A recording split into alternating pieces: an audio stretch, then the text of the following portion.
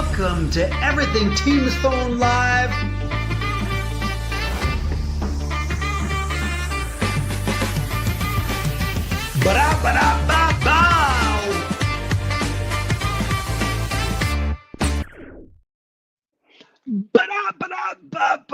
Welcome to episode 90, everybody. It's good to be back on the air and ready to cascade our message of Everything Teams Phone Live, episode 90, to the world. Wait, we're live?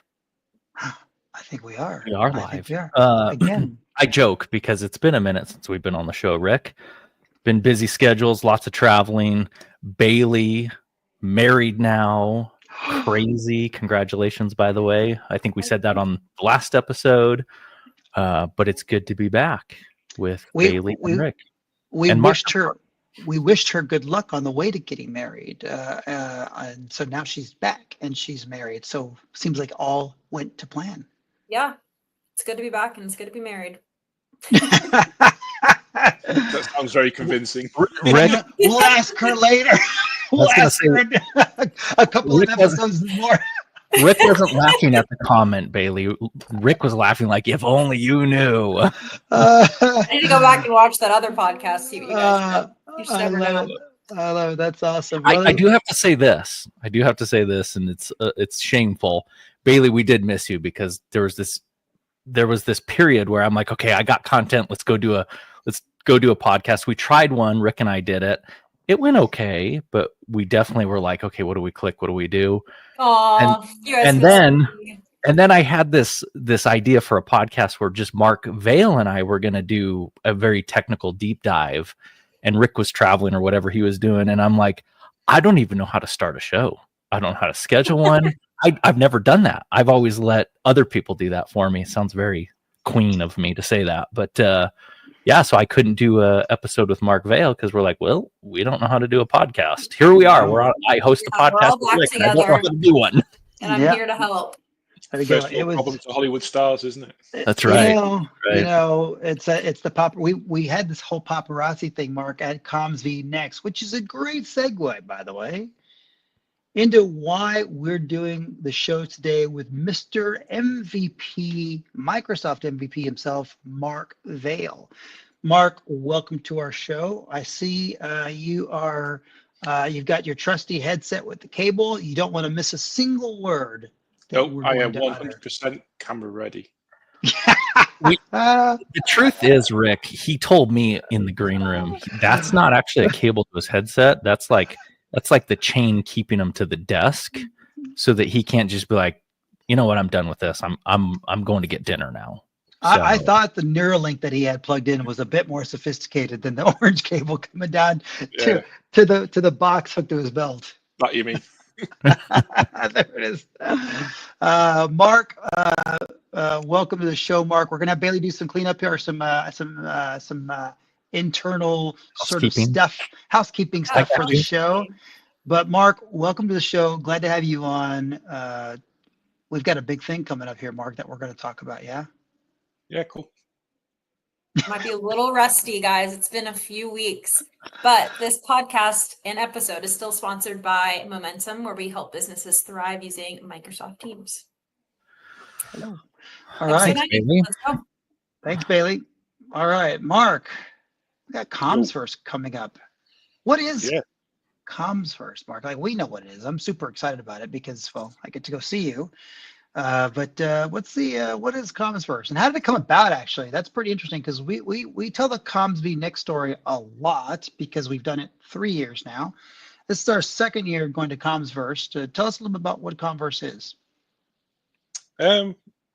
It's pretty similar to ComsV Next, really. So obviously, it's a community event organized by myself, Randy Chapman, who works at Logitech, and Martin Bowman, who works at Microsoft. We've been running it since 2020. Well, we tried to do it in 2020. And it ended up being 3 days, 72 hours or 75 hours constant streaming of like 200 sessions, virtual event, because there was nothing better to do in life at that point than sit in front of your computer. And then we went back to in-person in 21, where we were allowed to go outside again.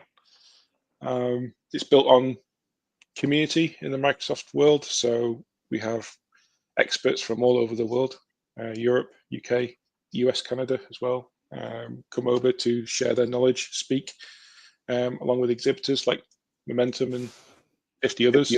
We have 2 days of good learning, good content, and a good time at Mercedes-Benz World. So we try and bring something a little bit different to the conference scene, and the venue lends itself to that as well. So where else can you go to a tech event and go around the racetrack in a fast car and go on a tour of Concord and all that type of stuff? You don't get that in central London or anywhere else really. So we try and go above and beyond and become like the premium sort of event experience. I will say this, Mark. Last year was my first year going to Commsverse, and it definitely was a very unique experience, like you just described. And I'll tell you why. Like, I've been to the whole tour of conferences, right? Anything from your huge Enterprise Connect channel partners, ITW, you name it, to we did CommsV Next. It's similar in format to yours, but I think what was really intriguing about yours, for starters, Rick and I had been going back and forth from London proper to do some of the Cavell events and meet with Cavell and all that stuff. And so we geared up last year to come to Commsverse, and we got everything booked. And I'm like, okay, Weybridge, where the F is Weybridge, right? So I'm on maps trying to figure out, and I see it on maps. I'm like, as we would say in the States, that is in the boonies. So we get to London. I hop a train, and I take the train down from London to the Mercedes-Benz World.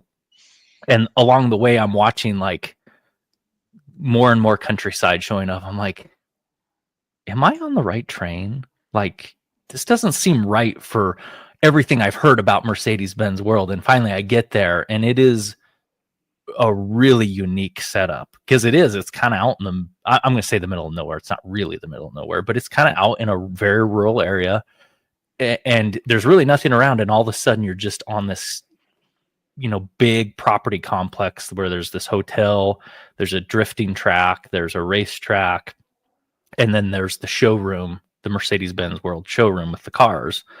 And what's unique about it is, here it's this showroom that's, what is it, 3 or 4 stories? I think it's 3 stories, right? Yeah. And you walk in, and I think you're doing something different this year, so I'll let you explain. I'm doing this big story to tee you up for what you're doing different this year.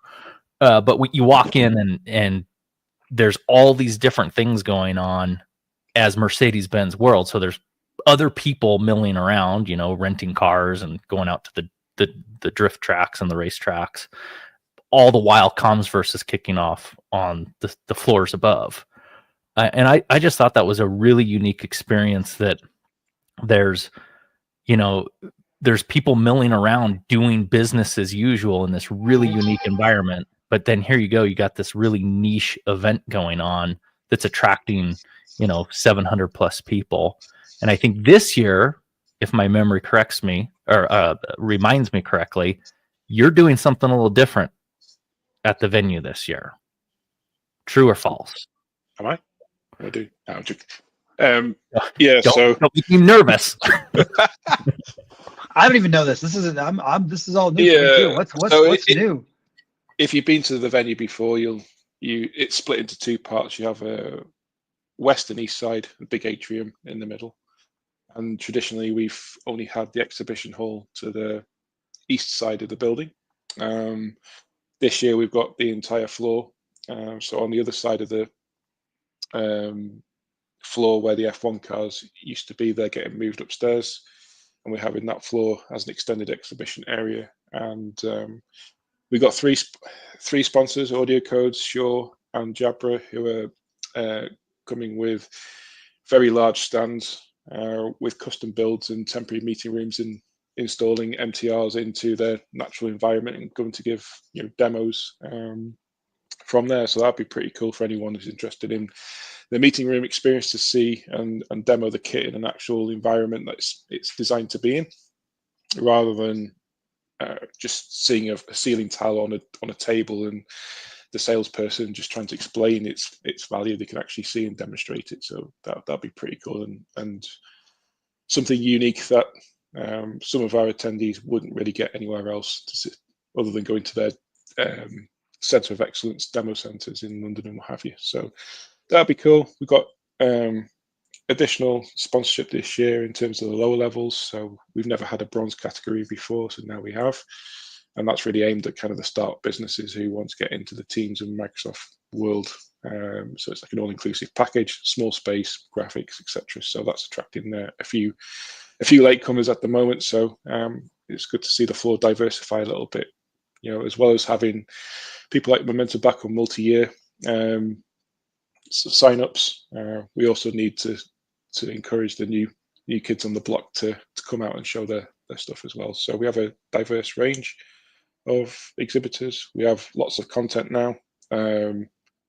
So last year was the first year where we split the largest room downstairs, which is usually our keynote room. We split that into two last year. It worked generally okay. We made some improvements, so we're doing that again, and that allows us to put on an extra 12 sessions over the 2 days by splitting that room up as well.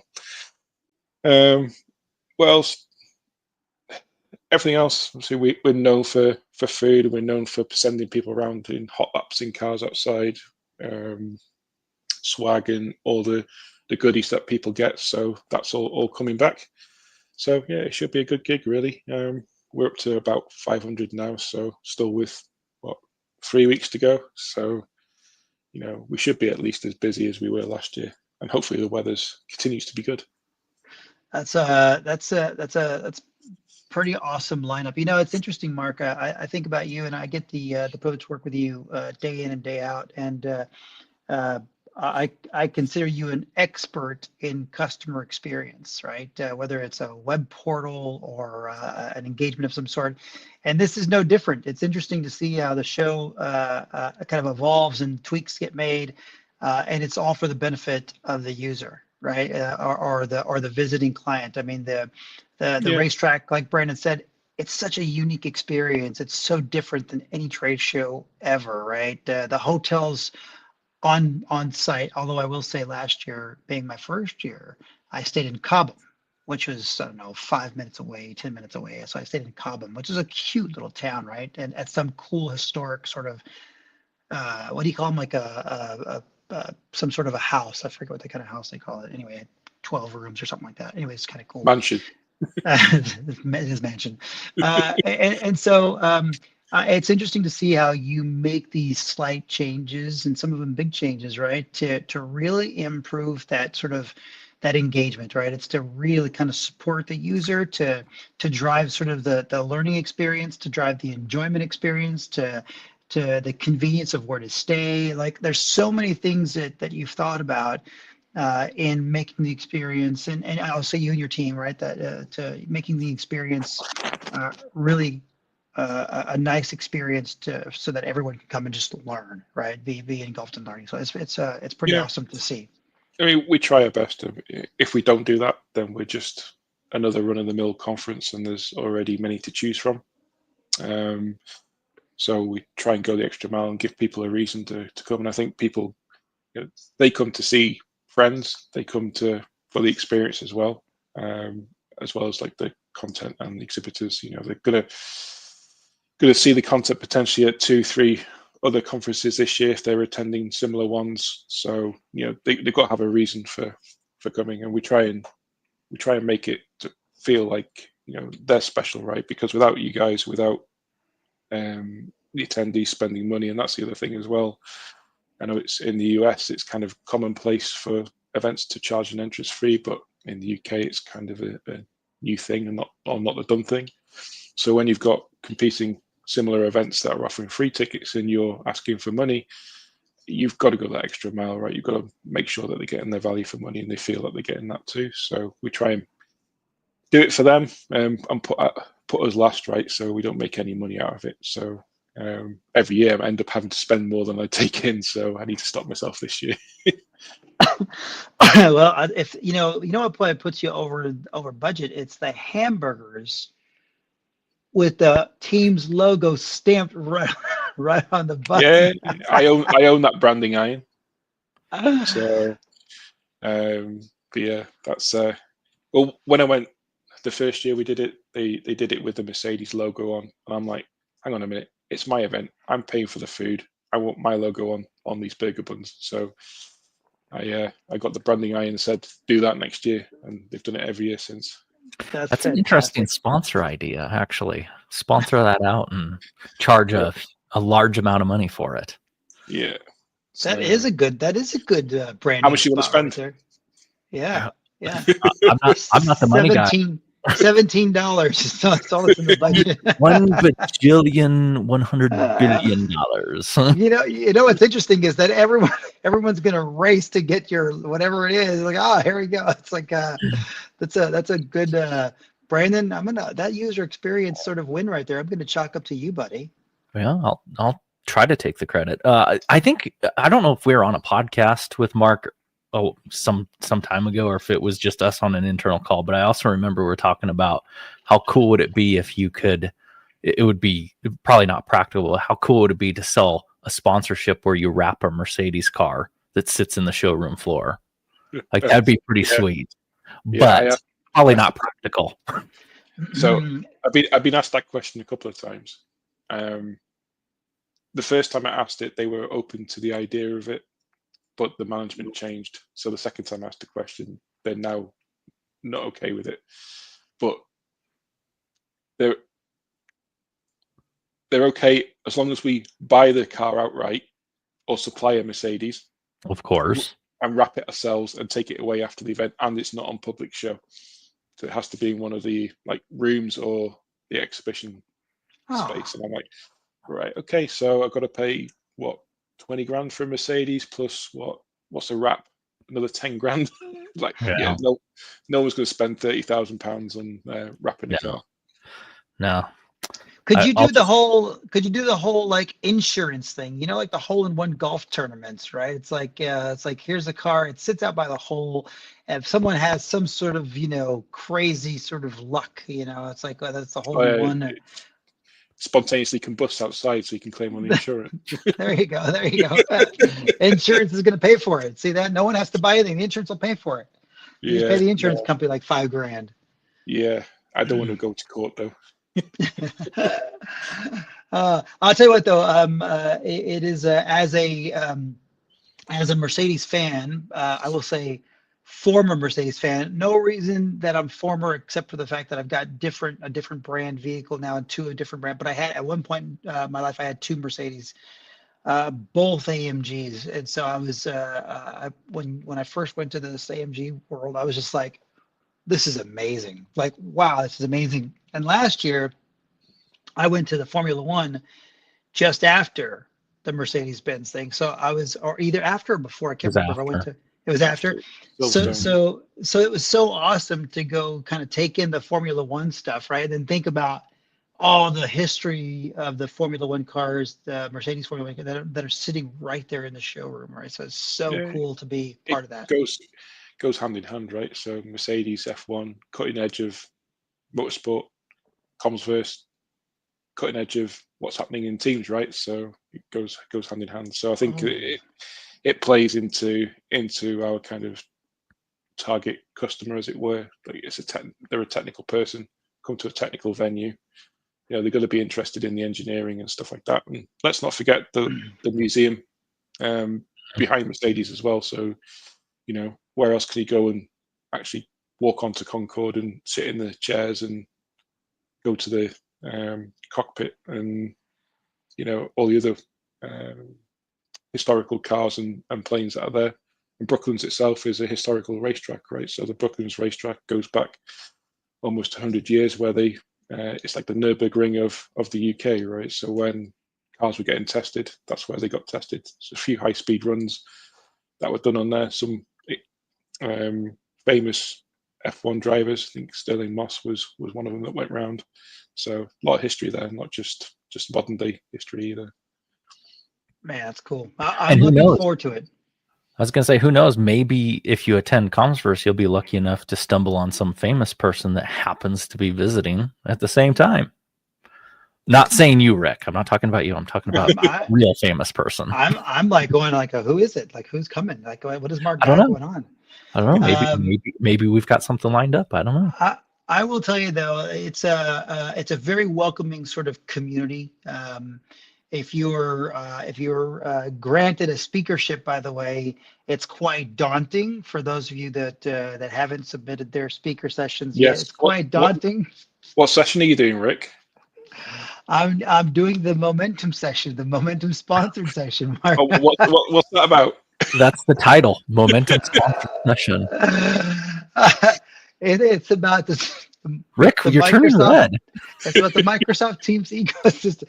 Look, it's quite daunting. It really is. As Mark said earlier, come to a tech show where tech people come and learn. And I'm sitting there going, I'm kind of just a product guy and marketing guy, and like I have to get up and have a chat with some very technical folks. So it's a bit intimidating for a little old product marketing guy like myself. So yes, it is going to be about momentum. It'll be about the Teams ecosystem and all the things that make business easier when you're on Teams. So I'd like to take the technical guys and I'd like to pull them out of their technical sort of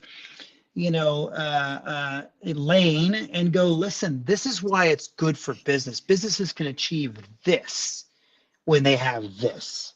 So I'm gonna put a business spin on a technical sort of conference. We'll see how that works out. I just thought of a title for Mark's you. like rejected. Mark's rejected. I just thought of the session title for you. Oh, please do share. Teams is sexy with momentum. Hmm. Because you're known for saying the word sexy a lot. I am. Mark, is that allowed in the UK? I mean, I feel like sexy is a bit of a dirty word there. I'm not sure. No, there's worse words we can use. I would say do share, but we're live. No, yeah, we're live. Let's not share that one. You can't share that one.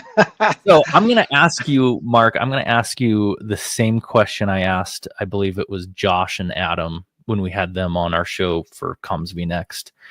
And it's just kind of maybe a twofold question, high level spitball. A, how difficult is it for you to, and when I say you, as the organizers, to go through the submitted sessions and weed through them, kind of make the selections that you're going to select, and then obviously turn away the sessions that you've just decided you have to say no to. How do you get to that? Like, how do you kind of settle on it? Is it a voting process? Is it a lot of conversations? How do you go about organizing these sessions? Well, I have the great privileged position of I don't get involved in that. That's Wonderful. Randy and Martin job, and a few other volunteers that we bring in from outside our little circle. The reason why I don't no longer play a part in that process is because everyone talks to me. All the sponsors will talk to me. All the speakers will reach out to me and say, hey, what are you short on? What should I be submitting? And stuff like that. And ask questions of, trying to gauge whether they've got a session or not. And it puts me in an awkward situation. So I remove myself from that situation and go, I don't know. I'm not involved in it. I just get the list when it's done, and it is what it is. And I keep Randy and Martin and Sarah and everyone else who helps me away from that, so they don't have to deal with that either. But how we've done it in the past, we've done it face to face, where we've been in a room, hotel, like conference room, where we've gone through it in a day. We've done it over Teams. We've done independent voting, shortlisting as well. So when we create an agenda, we do it by tracks or categories, and then we kind of have an idea of the types of content that we want in each of the categories. And then I'll work out a skeleton agenda for the show, how many 45-minute sessions we can have, how many 25 minutes we can have, and then even those out across the categories and say, right, out of Teams Phone, you need to pick 5 sessions, 3 of them are 45 minutes, 2 of them are 25 minutes. Meetings, you get 2, etc. And that's what they have to go with. We always try and go with the strongest content possible, but there is a budget Mhm. constraint as well, right? So we pay for the speakers to stay in a hotel for a couple of nights and what have you. We put on a bus from the hotel to the venue and back, etc. And anybody who's traveling internationally, will pick them up on private hire taxi at the airport and take them to the hotel, right? So it's a VIP service for them. So all that stuff costs money. So we sometimes we have to go. We've got too many international coming in. Can we facilitate this with local speakers? That it's not really in a 1 to 5. It's probably number 5 decision point. If the session is strong enough, then we'll make allowances for it. In this year, we've done. Rick's going to love this. We've done some AI stuff on it as well. There's two lots of AI pieces in this. So the first one is what we found last year was obviously Copilot was a new thing back in 2024, and everybody was trying to use it. I thought it was great.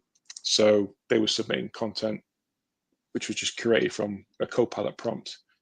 And you're looking at the abstract and going, there is no way they can deliver that session in the amount of time that they've submitted for it.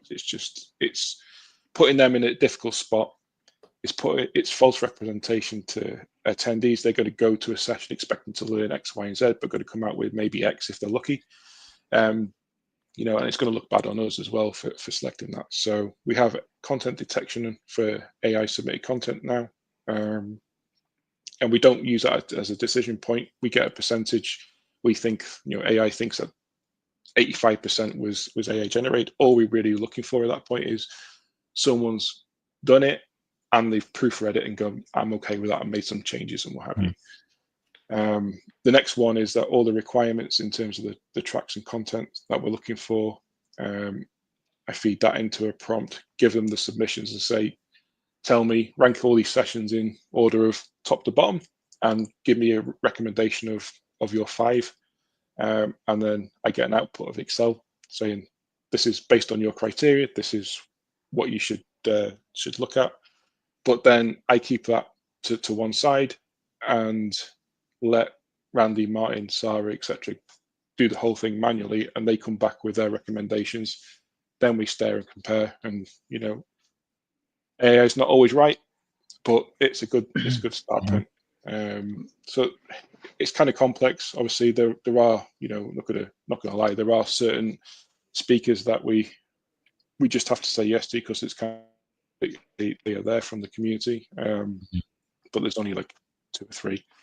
And we always try and blood young blood or new blood every year and give people opportunities, right? So we don't want the same speakers coming back year after year doing the same content. So we'll even look back at previous years and go, has this person submitted this session in previous years? Yes.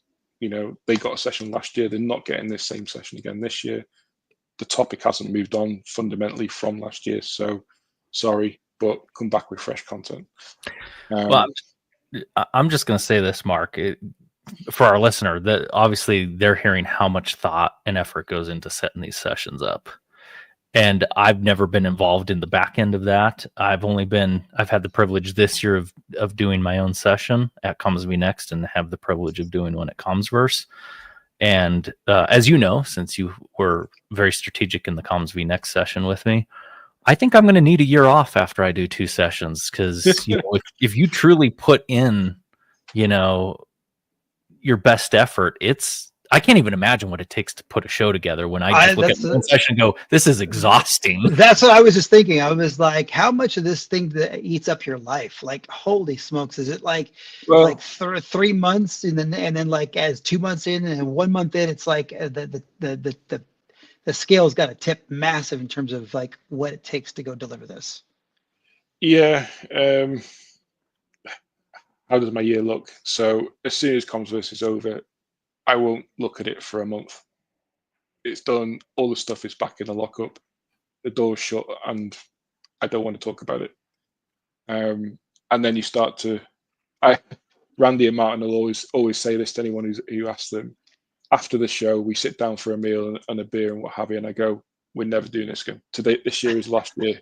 We're not going to do it again. And then sort of like, it's like probably giving birth, right? You kind of forget the pain that you've been through, and then you go again after a few months. So it starts loosely around September.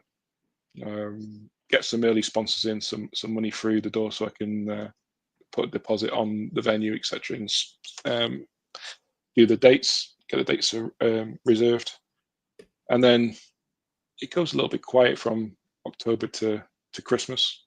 It picks up again in the new year.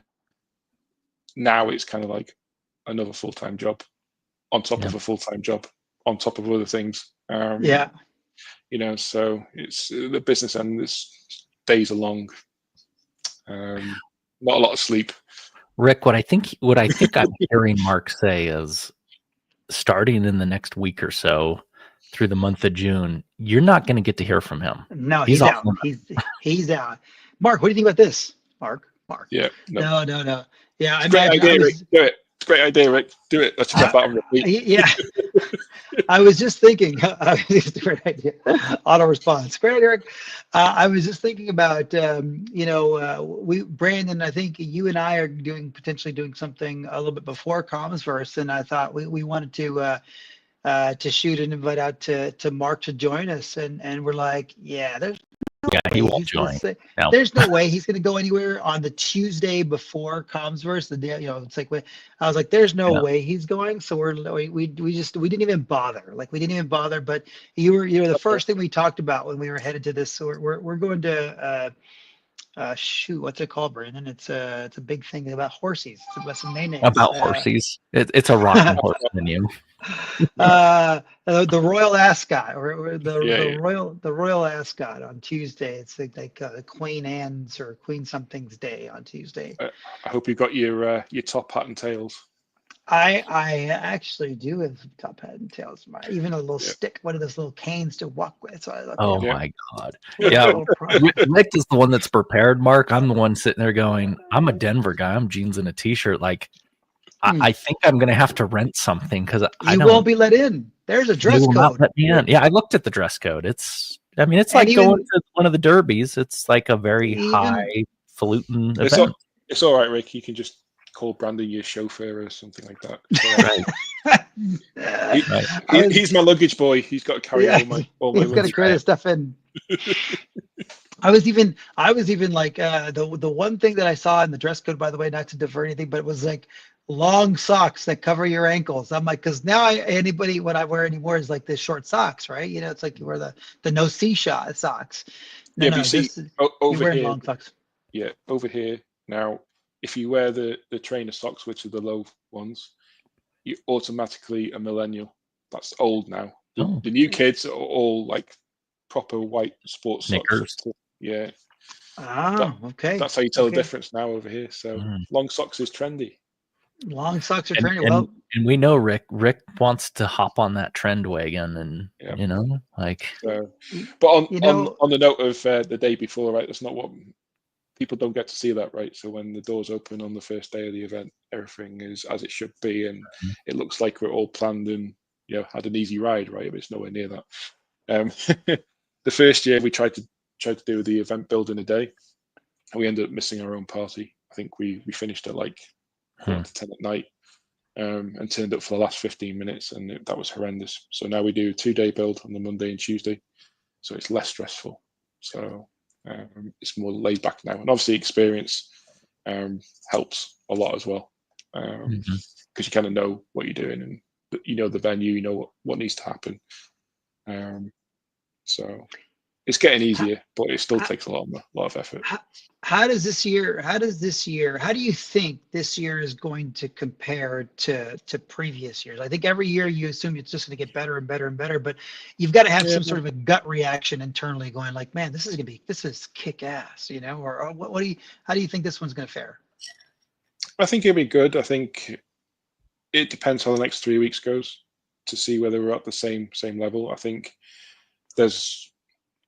if we look back at other events, even M365 Conf in the US and others this year, they've seen a bit of a a drop off in attendance on previous years. So I don't know whether that's a case of, everyone's sick of Copilot, or there's not enough deep content there for it and breadth, or people have moved on, and we got to try and keep with the times. So I think this year, truthfully, if we get to 95% of what we got to last year, we've done really well. We're about 85 at the minute. So it should still be a good year. I think it will be. I think we've reached a point. We certainly reached a point with the venue as well. Like, we can't really exceed what we did last year. They were really annoyed with us when we phoned up and said, we've got an extra 300 people coming. And they were like, you can't. I'm like, I've already sold the tickets. They're turning up. So I got told off for that. So this year I've been like, you can't have any more than this many. Otherwise they're going to have to wait outside. I'm like, okay. So, and then I've ached and pained over whether we should mix it up and start to introduce, maybe Zoom, maybe Cisco communities into it, go broader, or keep it Teams, Microsoft focused. Trouble with doing that is I risk just turning into UCX, which is like the UK version of a wide UC based show. Yeah. Looked at going to other venues, but I can't find anywhere that will give us the same experience of what Mercedes does. And I think people would value coming to an event that's exclusive and compact, and rather than trying to go too big and go to somewhere like the London Excel, which is a big conference center with no windows. It's just a, artificially lit room. You pay by the square meter, and it's a warehouse. It's just not going to have the same feeling. No, Mark, I will say this: like Comms v Next and Comms Verse both, right? If I think about, let's just say if you went broader as an example to the WebEx and the Zoom communities, and and I think about like Enterprise Connect as a competitive sort of analysis, I look at that and go, that's just a giant sort of showroom with sales booths. I mean, that's really all it comes down to. Where you guys, like both Comms v Next and your Comms First, both are heavy. It's like education first. Like, it's an education first, community first sort of show. And I think if you could carry that through whatever it is you're delivering, if you do deliver an expanded sort of version of it, that's unique. And then on top of that, you deliver an experience that's outside of just, hey, come learn. There's this whole Mercedes thing that goes along with it. I think that would be, to me, I think that'd be kind of interesting to expand on that, because it is becoming a smaller sort of pool of organizations that are in the UC space. When I say, or not some Momentums of the world, but the platforms, right? You go WebEx and you go Teams, and you've got Zoom. I mean, outside of those three platforms, as an example, there's others out there that I'm leaving out, but they're not that, they're not huge. That'd be quite interesting to expand on that, because I could see you drawing on a large base. Yeah, we'll see. One of our strong suits, and the reason why we existed, right, is a case of like, where else in UK and Europe can you come to an event that is exclusively Teams based, right? So from a sponsor perspective, who are in with Team Solutions, they don't have to hunt for the Teams customers in the crowd of many different profiles. Everyone there is all in for Teams, right? So that's kind of the whole premise of Comms First. So I don't know. I've always said that I'll continue to do it until I see the interest drop off, and then just call it a day.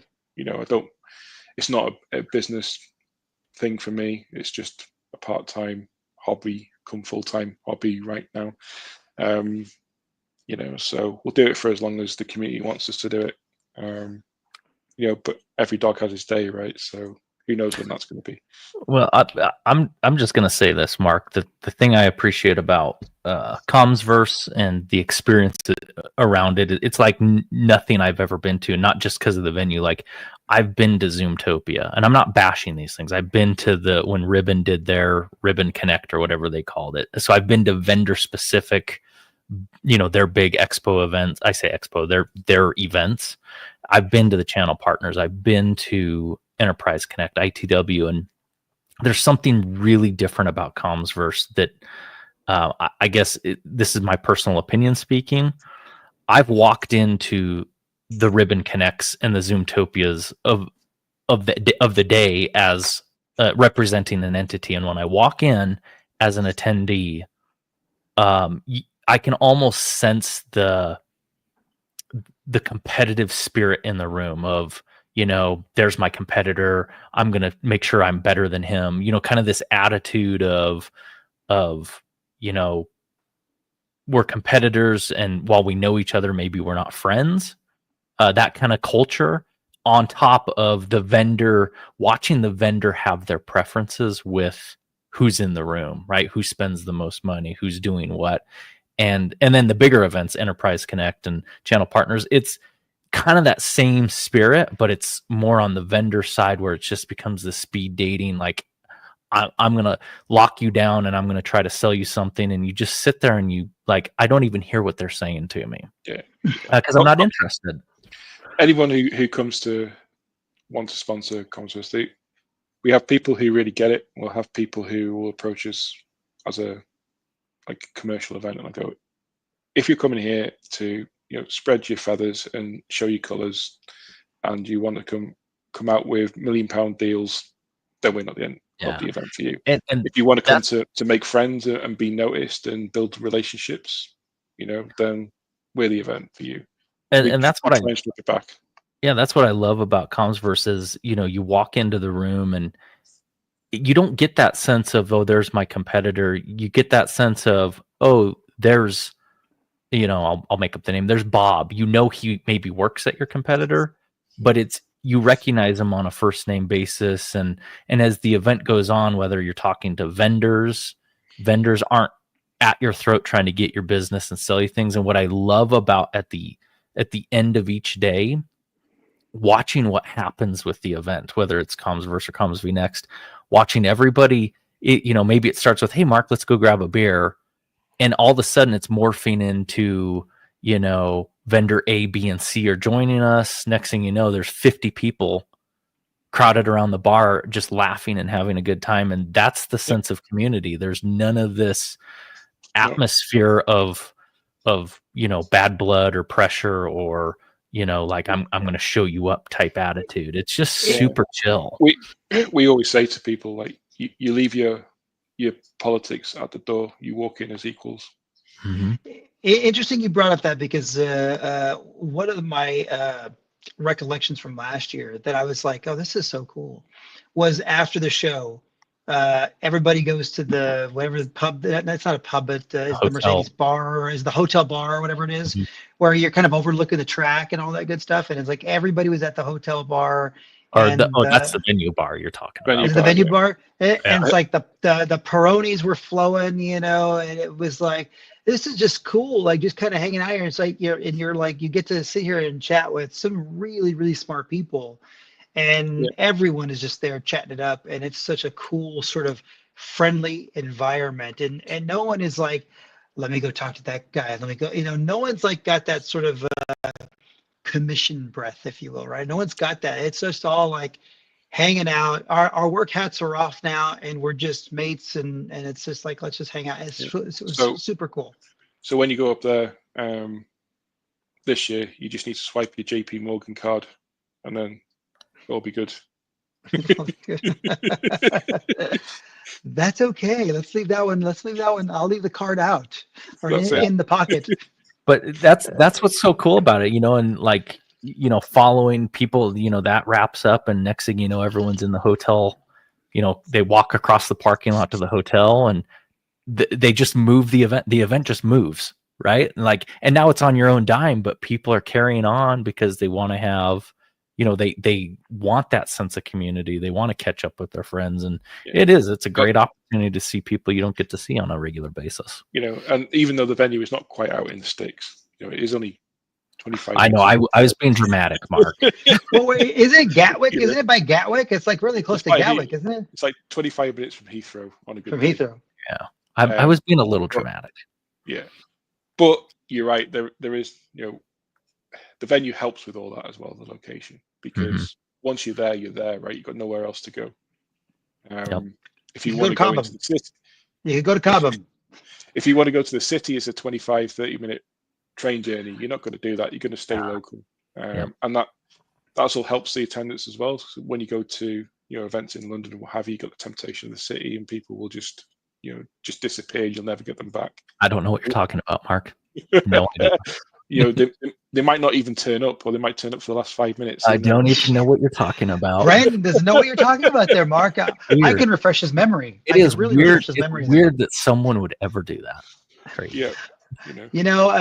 Mark, I think you have to make some considerations for people that maybe have a birthday, a big birthday that they're celebrating, and it's just the city's a perfect place to go execute. Yeah. Well, your job on the Tuesday night, Rick, is to get Brandon a lot very merry. We can get Stuart in as well to help with that, and then we can put him in a Mercedes at 9 o'clock in the morning on Wednesday. Oh, that's a great idea. That. I'll be buying that car. That's a great idea. I will be buying that car. It'll get wrapped in a different way. I'm looking for some pictures. Oh no, do not put them on the show. Oh, that's hilarious. That's a great idea. We're sticking Brandon on a car that next morning. Yeah. He's scheduled. Well, I got the wonderful news today from Mark that my session was moved to day one, and I literally did a cartwheel in my little heart. I was like, day one is always better because it takes that evening when the happy hour starts, it takes the pressure off of I gotta behave. Or not saying not pressure. That's really not pressure. That's like professionalism. Oh, I've got a speaking session the next day. I better not be so. Mark knows firsthand from Comms V Next what we had the 8:30 session, the very first session on day 2 of Comms V Next, and it was like, and we did our MVP dinner. I sat next to Mark at dinner. I'm like, well, I think I'm only having this one drink, and then I'm going home. That was great. I really got to find that. What was it? 8 o'clock in the morning, and we filled the room, and it was the busiest session of the event, wasn't it? So that was good. It's a good time. Yeah. All right.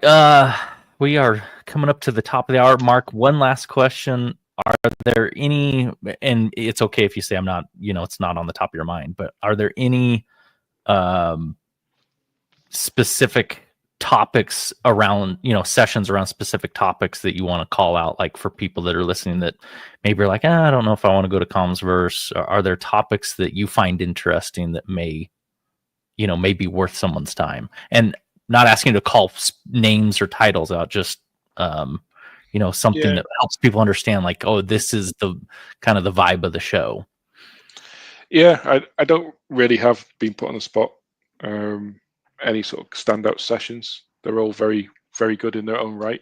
But what I will say is, if you're in the business of using Teams, or even it's complementary services like you're looking at Dynamics Contact Center for your customer experience, you're looking at maybe what Copilot can do, how that can play into Teams Phone, how that can play into productivity and all that type of stuff. We've got a relatively unknown collaborative platform called Microsoft Loop. If you want to know what that is about, or even Power Platform, Power Automate, how you can stitch all that together, then you need to be there because we've got it all for you. The reason why I don't really call out sessions is that the community speakers who submit their sessions, they're all told that they need to submit sessions based on their experience, their real life experience of what they've come across on their journey. We've got end customer users who are speaking about how they've implemented Teams and Copilot, etc., in their organization, what they found worked, what they found didn't work. So if you want grassroots, unbiased information on how to use Teams and Microsoft 365, then that's what we bring to the table. If you're coming to Commsverse expecting to have the sales pitches and the ideation and the art of the possible, then you need to be a different event. But if you want if you want technical knowledge of that, this works, we know it works, these are our recommendations, then you've got 50, 60 sessions to choose from, and they'll all be equally as good as each other. Yeah. That was my experience last year, and I don't doubt it'll be the experience this summer. And since you didn't call out Rick's session, he dropped. I think he just was like, you know what, you guys didn't give me enough attention. I'm just joking. What I'll do is I'm going to drop info in the comments below for Commsverse that has a link to the agenda, so that people can kind of review the different sessions that are published, and then a link on where to sign up to buy tickets. Would definitely encourage anyone listening to this to go check it out, sign up, and attend. You will not regret it. Any final comments from you, Mark? Go register at commsverse.com, get your ticket before they sell out. We sold out last year, so get them while you still can. And visit Momentum on booth G9.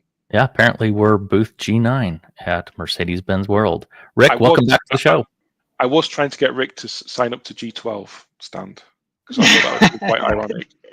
2 sponsorships. My internet just dropped. Like it literally just dropped for like a minute or 2, whatever it was. Man, that's crazy. Anyway, I was wrapping up. Yeah, I was just inviting Bailey back on to wrap us up, take us out, and we will see you for episode 91. Mark, thanks for joining episode 90. Comes first. Here we come. Thanks, Mark. Appreciate it. Bailey?